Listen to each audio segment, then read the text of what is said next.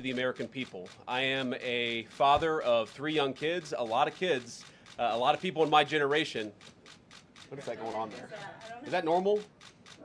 Okay. CNN installed this broken camera just to throw me off my game, but it's not going to work. So here's the simple fact here. If you're a young parent struggling to afford childcare in the United States of America, there are programs that we have to make it easier for your kids to get in daycare, for your kids to get in preschool. Those programs should go to American citizens, not be defrauded by Somali immigrants and others. Make it hard for you to get the access to the resources you need. But number 2, making it easier for people who shouldn't even be in this country to fleece the United States and our taxpayers to begin with. We have actually activated a major interagency task force to make it possible to get to the heart of this fraud. We have Department of Agriculture resources that are focused on SNAP fraud so that people who need food benefits can get them, but illegal aliens and other fraudsters don't.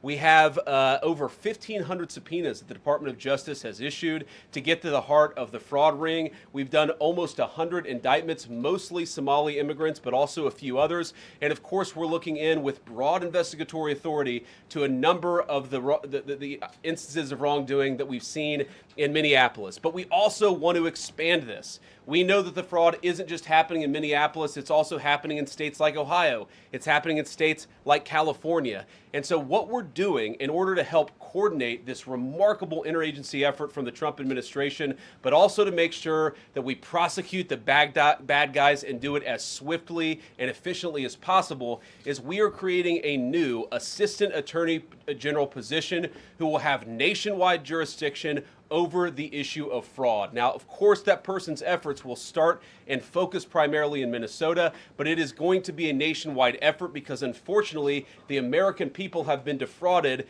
in a very nationwide way.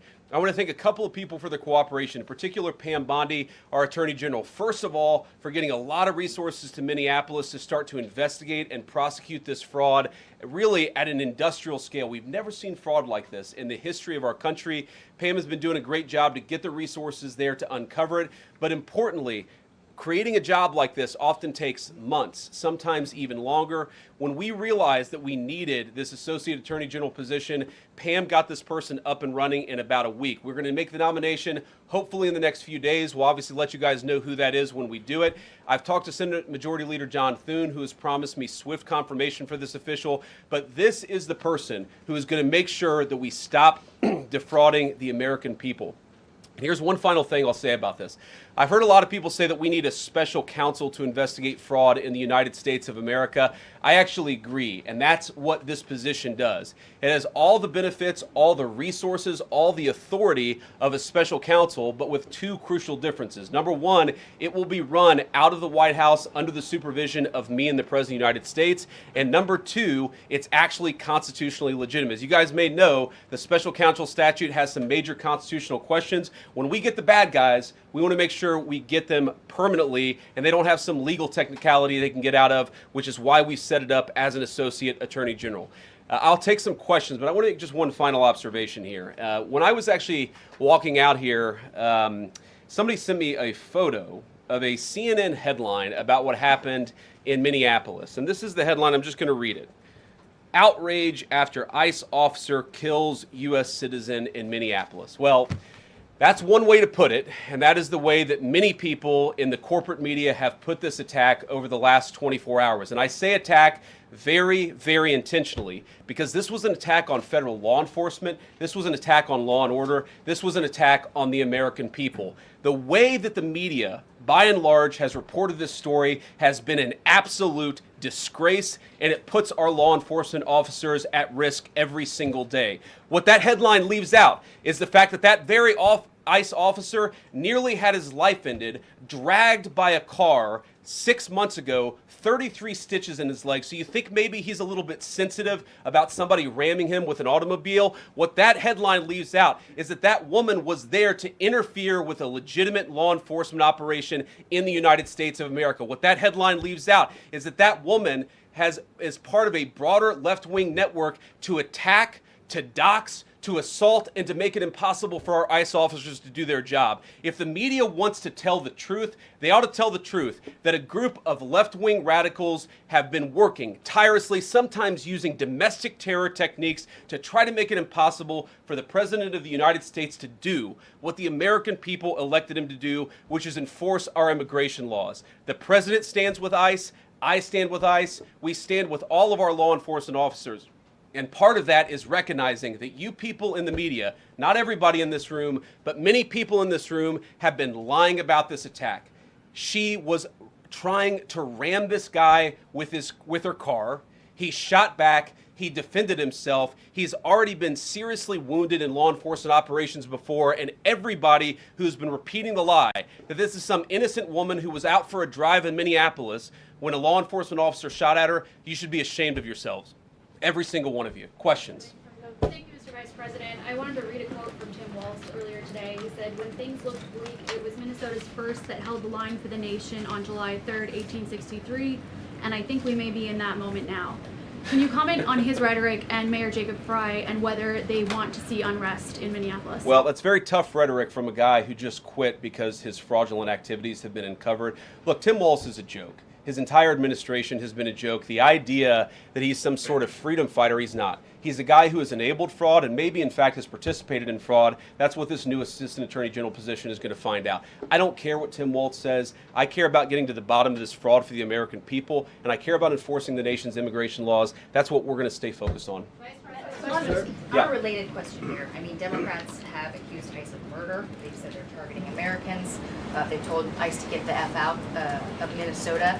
This is going to stoke the fire against ICE agents, and you're talking about ICE agents right now and being concerned about them. What, if anything, is the administration going to do to make sure these folks are protected during these protests? But also, should DHS sort of revisit their procedures here? I mean, nobody wants to see an American killed. Are there changes that need to be made to make sure something like this doesn't happen again? Look, first of all, of course, nobody wants an American citizen to be killed. This is absolutely a tragedy, but it's a tragedy of the making of the far left. They have radicalized a very small segment of the population, taught them that ICE agents are engaging in wide-scale violation of people's rights. What our ICE officers are doing is deporting the millions of criminal aliens that were let in during the Biden administration. So number one, we have to say, as a matter of leadership, and I would appreciate if the Democrats would join me on this, let's be honest about the fact that we have way too many illegal aliens in this country. Our ICE officers should be supported in doing their job. You're trying to actually marshal the far left lunatic fringe to engage in doxing, to try to make it impossible for them to enforce the law, and in some cases actually to engage in acts of domestic terrorism against our law enforcement officers. When you talk about different plans, different protocols, different policies, I forget exactly how you asked the question. Here's the simple fact. What we're going to do is make it easier for the American people's administration to enforce the American people's law. And that means that Democrats have to stop rallying the mob against legitimate law enforcement operations. And that means that we are going to get tougher, and that's what this AAG position is about. We're going to get tougher at the people who are defrauding the United States by inciting violence against our law enforcement officers. That's one of the things that we're going to do. We've already started that work at the Department of Justice, but we're going to keep on doing it, and this new AAG position is going to kick that into high gear. Vice President Vance, you just suggested that this woman who was killed, Renee Good, is part of a broader left-wing network. Who do you think is behind this broader left-wing network? Well, it's one of the things we're going to have to figure out, but here's the way that I put it. When somebody throws a brick at an ICE agent, or somebody tries to run over an ICE agent, who paid for the brick? And who told protesters to show up and engage in violent activity against our law enforcement officers? You see, just with this most recent terrible incident in Minneapolis, you see friends of this woman's or other people who are eyewitnesses saying basically that she was there to engage in obstruction of a legitimate law enforcement operation. How did she get there? How did she learn about this? There's an entire network, and frankly, some of the media are participating in it, that is trying to incite violence against our law enforcement officers. It's ridiculous, it's preposterous, and part of our investigatory work is getting to the bottom of it. Who's funding it? Who's supporting it? Who's cheerleading it? And of course, if there's illegal activity related to that, we're going to get to the bottom of that and prosecute it where we can. Mr. Vice President, thank you for taking questions today. Is there a risk with you describing her as a deranged leftist, talking about very specific facts of these events, when an investigation is just beginning, are you preempting a thorough investigation by drawing such conclusions? And have you received any information beyond the videos we've seen publicly about this individual, her specific acts, that has informed your point of view? Well, first of all, the Department of Justice is going to investigate this. The Department of Homeland Security is already investigating this. But the simple fact is, what you see is what you get in this case. You have a woman who was trying to obstruct a legitimate law enforcement operation. Nobody debates that.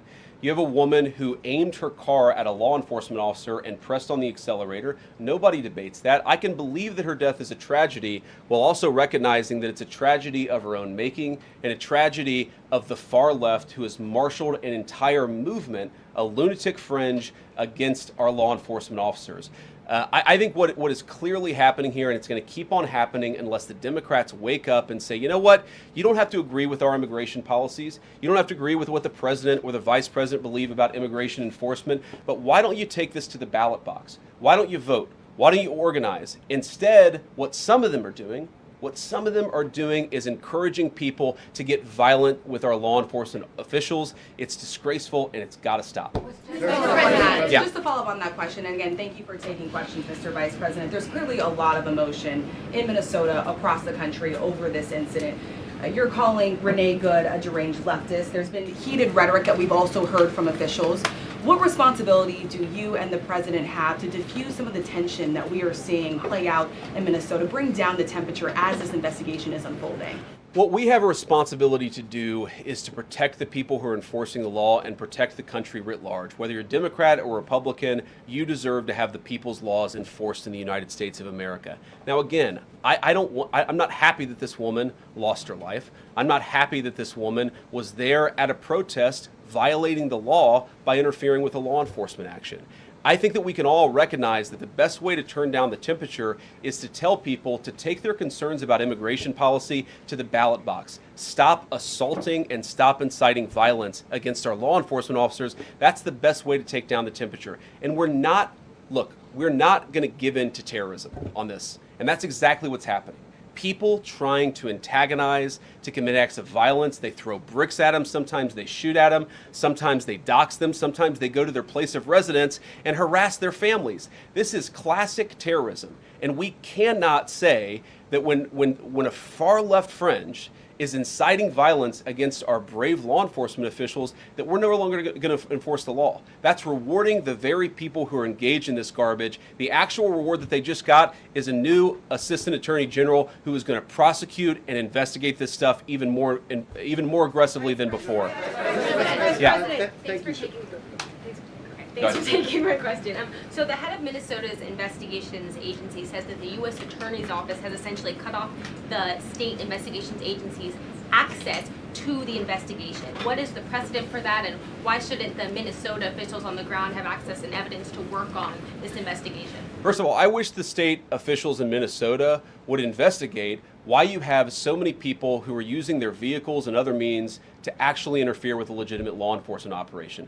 The precedent here is very simple. You have a federal law enforcement official engaging in federal law enforcement action. That's a federal issue. That guy is protected by absolute immunity. He was doing his job. The idea that Tim Walz and a bunch of radicals in Minneapolis are going to go after and make this guy's life miserable because he was doing the job that he was asked to do is preposterous. The unprecedented thing is the idea that a local official can actually prosecute a federal official with absolute immunity. I've never seen anything like that. It would get tossed out by a judge. So what I'd like Minnesota to focus on is the real issue, that they're encouraging people. Minneapolis officials are encouraging people to commit violence against ICE officials. It's ridiculous. It's got to stop.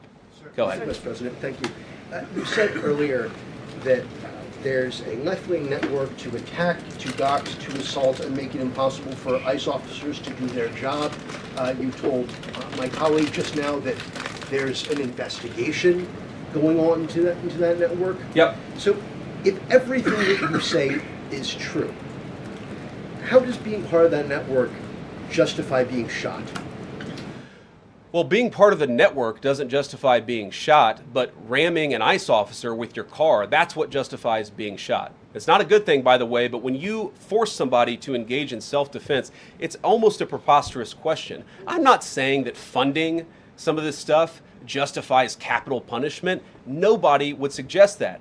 The reason this woman is dead is because she tried to ram somebody with her car and that guy acted in self-defense. That is why she lost her life, and that is the tragedy. Now, there may be other violations of the law and other penalties that are associated with those violations of the law. For example, if you are funding violence against our law enforcement officers, I'm not a prosecutor. My guess is that's not the sort of thing that earns capital punishment, but it should sure as hell earn you a few years in prison if you're funding the effort to try to assault our law enforcement officers.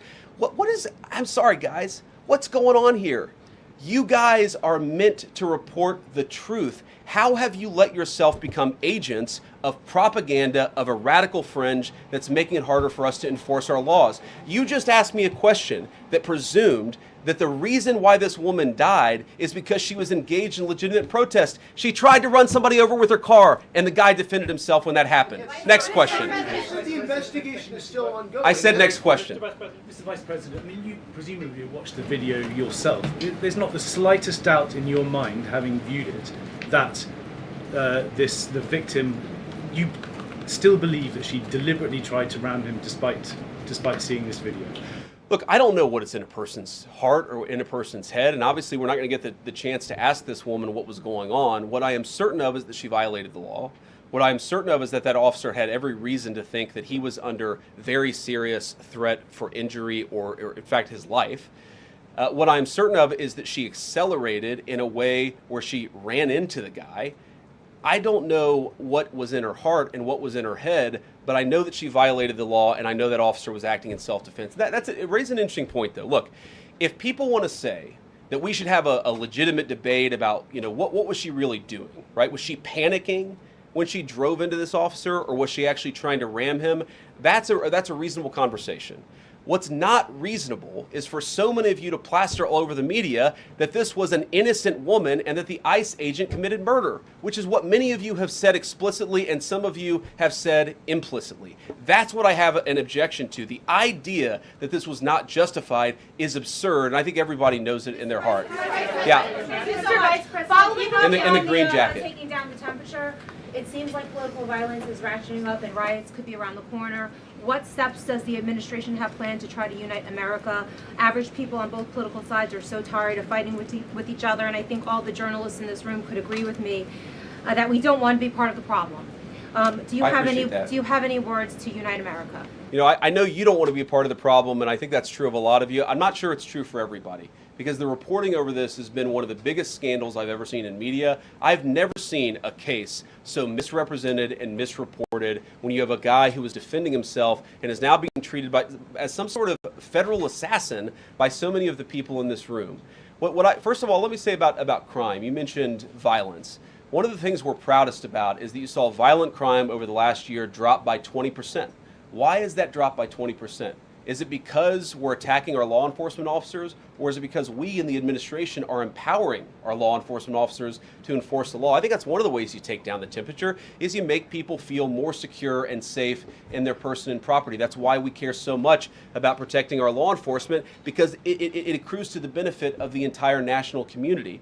I think that we can absolutely talk about the ways in which we can lower the temperature by discussing differences in a reasonable and rational way. Again, I'm happy to talk with any congressional Democrat or any of you about our immigration policy, about why I think it's necessary, about why I think it's in the best interest of the country, about why the President of the United States was elected to actually enforce the border for the first time in at least 4 years.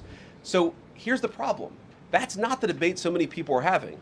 They are actively covering for people who are committing acts of violence against federal law enforcement. It is preposterous. The way to take down the temperature is to stop it. Have your debates about policy. Attack me. Attack the President of the United States. Don't attack our law enforcement officers. They are trying to do the job the American people demanded that they do.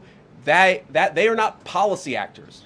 They are enforcing the law. They should be treated with a modicum of dignity and respect. And the fact that they're not is why incidents like yesterday happen. The one final point I'll make about this is, look, there's a part of me that feels very, very sad for this woman, not just because she lost her life, but because I think she is a victim of left-wing ideology. What young mother shows up and decides they're going to throw their car in front of ICE officers who are enforcing legitimate law? You've got to be a little brainwashed to get to that point to where you're willing not just to protest, that's fine, not peacefully protest, but throw your vehicle in front of legitimate law enforcement officers and drive your car into them. To get to that point, you have to be, I think, radicalized in a very, very sad way. I certainly wish that she hadn't got there. I know there's an ICE officer right now who very much wishes he was not put in the position where he had to fire a gun to defend his own life. Yeah. Thank you, Mr. Vice President. What's your message, following up on that, what's your message to the leaders in Minnesota, the governor of Minnesota, the mayor of Minneapolis, to calm down the situation on the ground, on the streets? What's your message also to those protesters who saw that video in a completely different way than you saw that video? Well, first of all, I think if you watch every angle of that video, there is one angle where if you squint, you can maybe tell yourself that it's not clear what happened. But when you look at all angles of that video, it is very clear that her vehicle went right for the guy. She actually collided with him. And then that's, of course, when he fired his shots. That's obvious, okay? So what I'd say to the protesters is, by all means, protest peacefully, but make this about ideas. Make this about disagreement with our policy.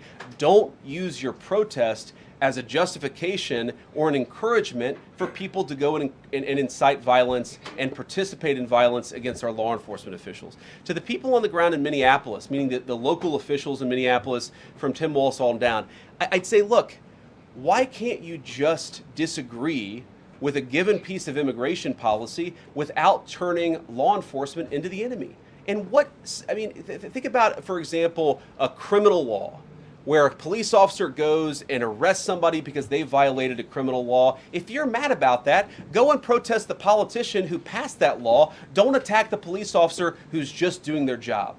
We had a wide open border under Joe Biden. I happen to think it's a good thing the President of the United States has closed it down. If you think that's a bad idea, criticize this administration for a policy decision. Don't attack our people for enforcing the law, because I guarantee you go to ICE, there are black people and white people, there are Democrats and Republicans, they are patriotic Americans who are trying to enforce the law. Attack me, lay off of our ICE agents. Yeah, in the blue, all the way, yeah. Yeah, thank you, Mr. Vice President. You called on Tim Walz to resign. Can you lay out the case as to why he should step down? Well, look, I think Tim Walz should resign because it's very clear either that he knew about the fraud in Minneapolis, he knew about the welfare fraud, or at the very least he looked the other way.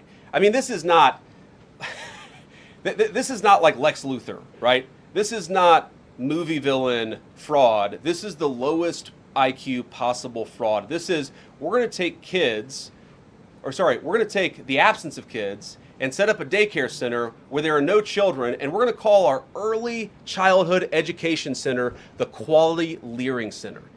By the way, if you can't spell learning, maybe you shouldn't be in early childhood education. But people got rich off of this. We know that there were schools who either had no enrollment or at least they overstated their enrollment. Tim Walz, either it was unbelievable incompetence or he was in on the fraud. That's one of the things we're going to get to the bottom of. Sir. Thank you, Mr. Vice President. Can you explain the difference between this Associate Attorney General and a special counsel? And do you envision this being a permanent position or having more of a limited scope?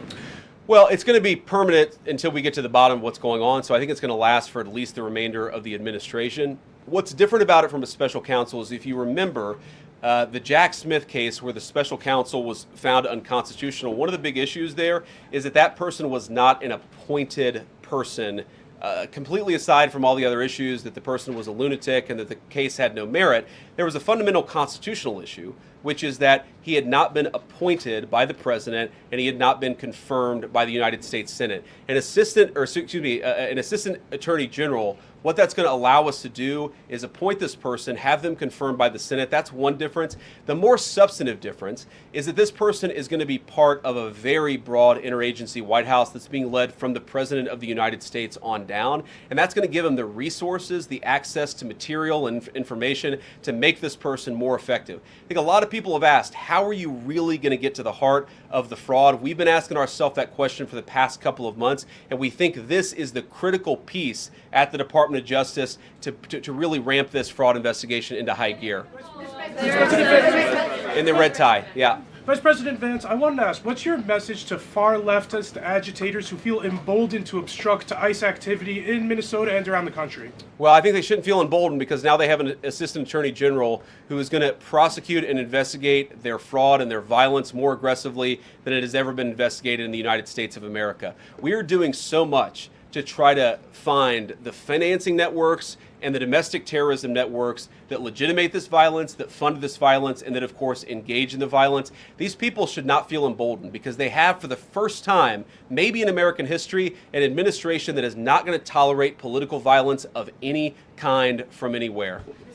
Yeah. We made clear today that the entire weight of the federal government is behind these ICE agents and this ICE agent in particular. There is still a federal investigation happening on the ground. Does that mean that they are not looking into this ICE agent at all? They are just focused on the woman who was in the car? What is the investigation if the federal government has already determined that its weight is behind this ICE investigation? So what do you mean? When you say investigation, do you mean investigation of the shooting yesterday or of the fraud that's happening in Minneapolis? Yesterday. Okay, look, DHS, as I understand it, has an investigation already ongoing. I know that other organs of our government are looking at this. So yes, there is certainly an investigation that's happening right now. But as part of the broader fraud investigation, a lot of what we're doing with the Department of Justice has already started. We've got over 1,500 subpoenas. We've got people this morning, actually. We're going door to door to actually knock on some of these fraudulent care centers, these fraudulent social services organizations to get to the bottom of what's going on there. So the investigation in some ways has already been ramping up into the anti-fraud element for at least a few weeks. What we're trying to do is supercharge it and make sure there's a designated person within the Department of Justice who completely controls that particular focus. Yeah. Just to follow up on that, Mr. Vice President, on the agent, is he still on duty or has he been placed on leave, on administrative leave? And what really was the target of the operation on Wednesday? Of the ICE operation on Wednesday? Well, first of all, it was a legitimate law enforcement operation. We were going door to door to try to find criminal illegal aliens and deport them from the United States of America, because if you come to our country illegally in violation of our immigration laws, then we have the mandate, and in fact we have the legal duty to enforce those immigration laws. Whether he's been placed on administrative leave, I don't know the answer to that question. I'd refer it to the Department of Homeland Security and they can follow up. I will say, look, I would appreciate everybody saying a prayer for that agent. Look, in the past 6 months, he has been hit twice by a motor vehicle. One time, the first time, it led to over 30 stitches and very serious injuries to his legs. This is a guy who's actually done a very, very important job for the United States of America. He's been assaulted, he's been attacked, he's been injured because of it. He deserves a debt of gratitude, and I think the media prejudging and talking about this guy as if he's a murderer is one of the most disgraceful things I've ever seen from the American media. Yeah. Vice President, what is your specific role in the future of Venezuela? And I'm wondering, could you confirm reports that the Director of National Intelligence, Tulsi Gabbard, was kept out of the planning for the operations because of her past concerns about military involvement in Venezuela? So I've heard a couple of things. One, that I was kept out of the planning for the Venezuela operation, that's false. And another, that Tulsi was kept out of the planning for Venezuela operations, that's completely false. Look, we're all part of the same team. And one of the things that is really amazing about that operation is that we kept it very tight to the senior cabinet level officials and related officials in our government. And we kept this operation secret for a very long time. I'm very proud of that. I think it suggests that the team works very well together. Well, looking ahead, what is my role? Look, my role is going to be whatever the president asks me to do. Well, every single, or I should say every other day, I'm chairing the meeting that we do on this among White House principals to talk about next steps to try to ensure that Venezuela is stable, and as the president has directed us to do, to ensure that the new Venezuelan government actually